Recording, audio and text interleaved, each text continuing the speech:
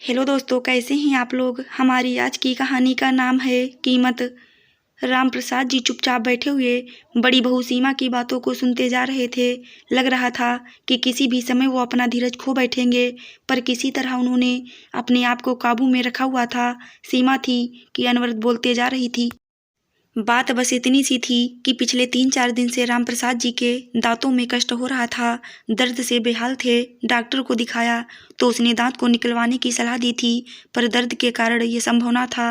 अतः डॉक्टर ने दर्द कम करने की दवा दी थी और कहा था कि दर्द खत्म हो जाए तभी दांत निकाला जाएगा। दांत दर्द की वजह से वे कुछ खा पी नहीं पा रहे थे, इसलिए बहू को खिचड़ी बनाने के लिए कहा था, पर उसने 2 सूखी चपाती और सूखी सब्जी बेटे के हाथ भिजवा दी थी। रामप्रसाद जी ने थाली को हाथ भी नहीं लगाया।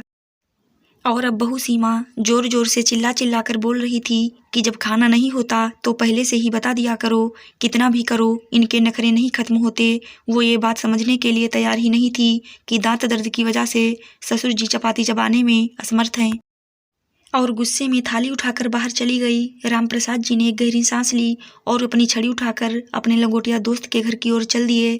आज उनका दिल बहुत उदास था। अपनी दिवंगत पत्नी की याद उन्हें आने लगी और सड़क के किनारे बने एक बेंच पर वे बैठ गए। अतीत ने तीव्रता के साथ उनकी यादों में प्रवेश किया। रामप्रसाद जी सरकारी कार्यालय में सेवारत थे। उनके 3 बेटे थे, नीरज, धीरज और पंकज। तीनों ही पढ़ने में अच्छे थे। उनकी पत्नी शांता एक कम पढ़ी लिखी लेकिन मेहनती व स्वाभिमानी स्त्री थीं, जो कुशलता के साथ उनके घर का संचालन करती थीं। मितव्यता क्या होती है यह रामप्रसाद जी ने पत्नी से ही सीखा था, इसलिए महीने के अंत में अपनी पूरी पगार वो पत्नी के हाथ में सौंप देते थे और खुद निश्चिंत हो जाते थे। घर के मामलों में वे कभी भी नहीं बोलते थे, पर पत्नी को जब भी उनकी सलाह की ज़रूरत होती तो वे हरदम उसके साथ होते थे। समय के साथ उनकी उन्नति होती गई और बच्चे भी अच्छी शिक्षा प्राप्त कर चुके थे। अपने जीवन काल में उनकी पत्नी ने एक जो सबसे अच्छा काम किया था वो था मकान बनवाना। शहर की एक अच्छी सी कॉलोनी में उसने अपने सपनों का संसार बसाया था। रामप्रसाद जी ने ऑफिस से लोन लेकर कुछ दोस्तों से मदद लेकर पत्नी के सपने को पूरा किया। पहले मकान 1 मंजिला था, पर जब बच्चे बड़े हो गए तो रामप्रसाद जी ने हिम्मत करके मकान की 2 मंजिलें और भी बनवा दी। उनके तीनों बेटों की शादी हो गई थी और तीनों बेटों के 2-2 बच्चे भी हो गए थे, और अब रामप्रसाद जी अपने छोटे बेटे के साथ निचली मंजिल पर रहते थे। नीरज व धीरज दूसरी और तीसरी मंजिल पर रहते थे। रसोइयाँ सबकी अलग अलग थीं। बस त्योहार वाले दिन सब एक जगह इकट्ठे होकर त्योहार मनाते थे। मुँह से तो कोई कुछ नहीं कहता था, पर पंकज की पत्नी को बहुत तकलीफ होती थी कि सारा काम मुझे ही करना पड़ता है। दोनों भाभियाँ बस हाथ हिलाने के लिए आ जाती थीं। उधर दोनों का कहना था कि भाई रसोई तो तुम्हारी है तो जिम्मेदारी भी तुम्हारी है, पर ये बातें कभी भी झगड़े का रूप धारण नहीं कर पाती थीं, क्योंकि शांता जी खुद भी एक मेहनती महिला थीं, जो उम्र के इस दौर में भी चुस्त दुरुस्त थीं। सारा दिन कुछ ना कुछ करते रहना उनकी आदत थी। इसी कारण काम को लेकर बहुएं ही उन पर निर्भर थीं। रामप्रसाद जी जब भी अपनी पत्नी के साथ बैठते थे तो कहते थे, अब हमें किसी प्रकार की चिंता नहीं है, पेंशन तो आएगी ही, बस आराम से गुजारा हो जाएगा। जवानी में जो सपने मैं तुम्हारे पूरे नहीं कर पाया वो अब करूँगा। और पत्नी हल्के से मुस्कुराकर अपनी सहमत प्रकट कर देती थी, पर रामप्रसाद जी का ये सपना कभी पूरा नहीं हो पाया और एक दिन पत्नी उन्हें अचानक छोड़कर हमेशा के लिए चली गईं। रामप्रसाद जी की तो जैसे दुनिया ही उजड़ गई, पर होनी को कौन टाल सकता था। जिस पत्नी ने इतने यत्न से मकान की नींव बनाई थी उसमें अब दरारें पड़नी शुरू हो गई थी। हालात इतने बदल गए थे कि त्योहार के समय एक दूसरे को बधाई देने में भी सबको कष्ट होने लगा था। सब अपनी अपनी गृहस्थी में मस्त हो गए थे। एक अकेले रामप्रसाद जी ही रह गए थे जो सब कुछ समझ रहे थे, पर उम्र के इस दौर में अपने आप को असहाय सा महसूस करने लगे थे।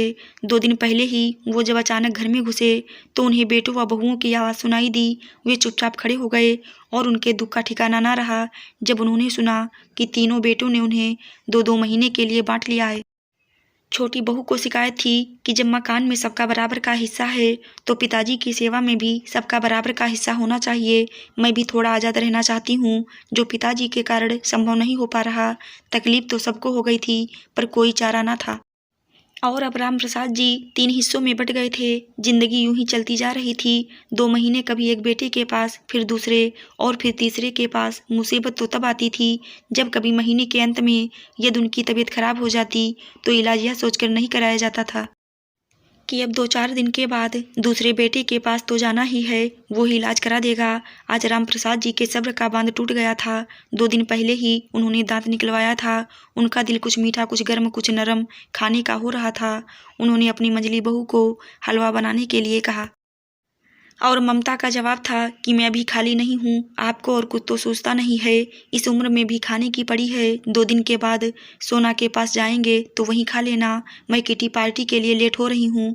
और राम प्रसाद जी के सब्र का पैमाना छलक गया। आज तक वो अपने बेटे बहुओं की सब ज्यादतियां बर्दाश्त कर रहे थे, पर आज तो हद हो गई। आंखें आंसुओं से भर गईं और वे राजनाथ जी के घर चल पड़े। राजनाथ जी उनके बचपन के मित्र थे। शिक्षा प्राप्ति से लेकर सेवानिवृत्त तक दोनों साथ ही रहे। राजनाथ जी थोड़ी व्यवहारिक बुद्धि वाले व्यक्ति थे। वे दिल से नहीं दिमाग से सोचते थे। उन्होंने अपने दोस्त को कई बार समझाया था कि थोड़ा रौब रखा करो, किस बात की तुम्हें कमी है, मकान अभी तुम्हारे नाम है। बेटे बहू जब भी सिर पर बैठने की कोशिश करें तो धमकी दे दिया करो कि किसी को भी हिस्सा नहीं दूंगा। पर राम प्रसाद जी को ये बात नामंजूर थी। उनका कहना था कि जब मकान बनवाया ही बच्चों के लिए है तो ऐसा सोचना किस लिए। लेकिन आज उन्हें लग रहा था कि अब कुछ करने का समय आ ही गया है। राजनाथ जी से सलाह मशवरा करके राम प्रसाद जी घर आकर पत्नी की तस्वीर के सामने आकर खड़े हो गए, जैसे मन ही मन उनसे विचार विमर्श कर रहे हों। एक दृढ़ निश्चय उनके चेहरे पर आया और वो भूखे पेट ही सो गए। किसी ने भी खाने के लिए नहीं पूछा। उन्हें पता था कि उनके तीनों बेटे पत्नियों के साथ गर्मी की छुट्टियों में बाहर जा रहे हैं। किसी को भी यह ख्याल नहीं था कि पिताजी क्या खाएंगे, कैसे रहेंगे। राम प्रसाद जी ने भी कुछ नहीं कहा। उन्हें अपनी योजना को अंतिम रूप देने का अवसर मिल रहा था। वो चुपचाप शांत भाव से बैठकर सबकी तैयारियां देख रहे थे। वैसे भी उनका मानना था कि जब बेटे ही माँ बाप को नहीं पूछते तो बहुओं से क्या उम्मीद रखना। बहुएं तो चाहती ही हैं कि किसी की सेवा ना करनी पड़े। वे तो पति और बच्चों में ही अपना परिवार देखती हैं। सास ससुर उन्हें बोझ लगने लगते हैं। वे अपने अधिकारों के प्रति तो सचेत रहती हैं, पर अपने कर्तव्यों की तरफ से आंख मूंद लेती हैं। सबके जाने के बाद रामप्रसाद जी अपने मित्र के साथ प्रॉपर्टी डीलर के पास गए। प्रॉपर्टी डीलर राजनाथ जी के पुत्र का खास दोस्त था। उनसे मिलकर अपनी व्यथा बताई, कुछ सलाह मशवरा किया और वापस आ गए।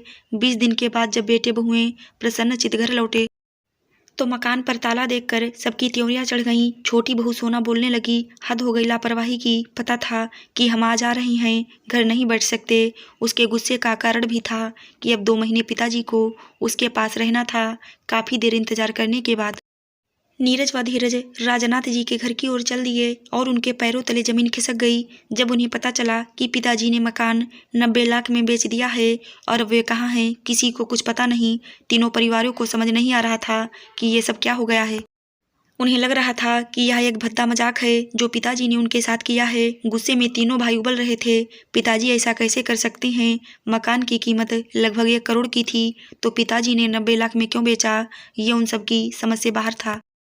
कोई चारा न देखकर सब अपने ससुराल चले गए। अगले दिन बड़े बेटी के पास राजनाथ जी का फोन आया और उन्होंने तीनों पुत्रों को अपने पास आने के लिए कहा कि कुछ आवश्यक सूचना देनी है। शाम तक का भी इंतजार सबको भारी पड़ रहा था। राजनाथ जी के पास से जो सूचना उन्हें मिली उससे तीनों की जुबान पर ताला लग गया था। दिमाग जैसे कुंद हो गया। सोचने समझने की शक्ति ने जैसे साथ ही छोड़ दिया।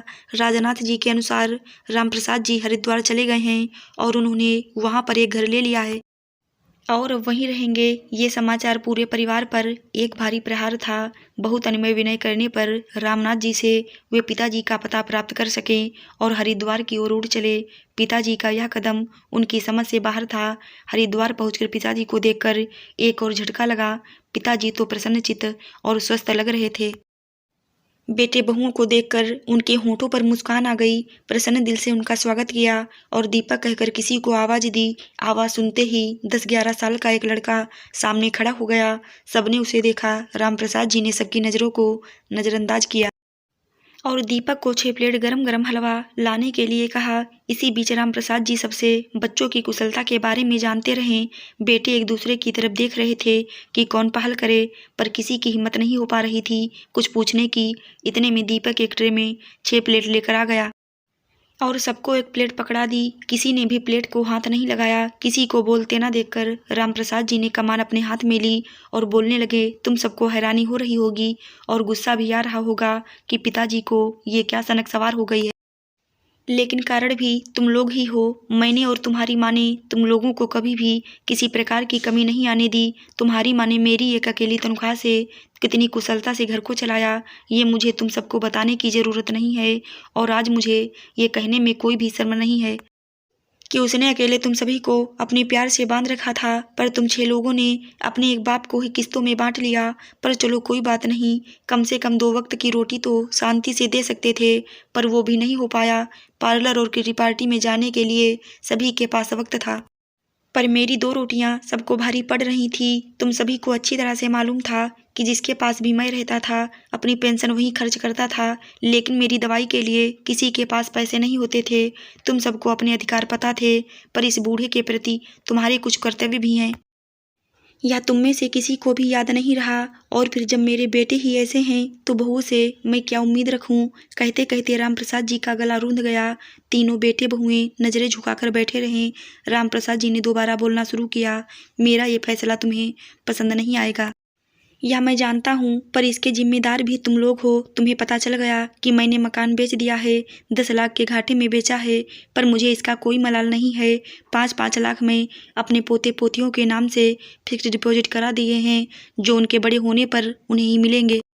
मैंने यह घर खरीद लिया है। 2 कमरे, किचन, बाथरूम, टॉयलेट, सभी सुविधाएं हैं। उनमें जो कमी थी वो मैंने जुटा ली है, और आश्रम को 15 लाख दे दिए हैं। मेरे मरने के बाद यह घर आश्रम की संपत्ति हो जाएगा। अभी अभी जिस लड़के को तुमने देखा है वो एक अनाथ लड़का है, जो अब मेरे साथ रहता है। मैंने एक स्कूल में उसका नाम लिखवा दिया है, पढ़ता भी है और मेरी सेवा भी करता है। 2 लाख मैंने इसके नाम से भी जमा करा दिए हैं। बाकी जो बचा, कितना बचा उसका हिसाब तुम लगा लो। मैंने बैंक में जमा करा दिए हैं। बैंक से जो इंटरेस्ट आएगा उससे मेरा खर्च आराम से चल जाएगा। मैं अपना खर्चा आराम से चला लूँगा। अब तुम लोगों को मेरी तरफ से पूरी आज़ादी है, जैसे चाहो वैसे रहो। ये सब कहकर रामप्रसाद जी चुप हो गए और आराम से कुर्सी पर बैठकर अपनी आंखें बंद कर ली। तीनों बेटे बहुओं को समझ नहीं आ रहा कि पिताजी की इन बातों पर अपनी क्या प्रतिक्रिया प्रकट करें, और सामने पड़ी हलवे की प्लेट को देखकर ममता सोच रही थी कि एक प्लेट हलवे की कितनी बड़ी कीमत सबको चुकानी पड़ गई है। आशा करती हूँ दोस्तों आपको हमारी कहानी ज़रूर अच्छी लगी होगी। धन्यवाद।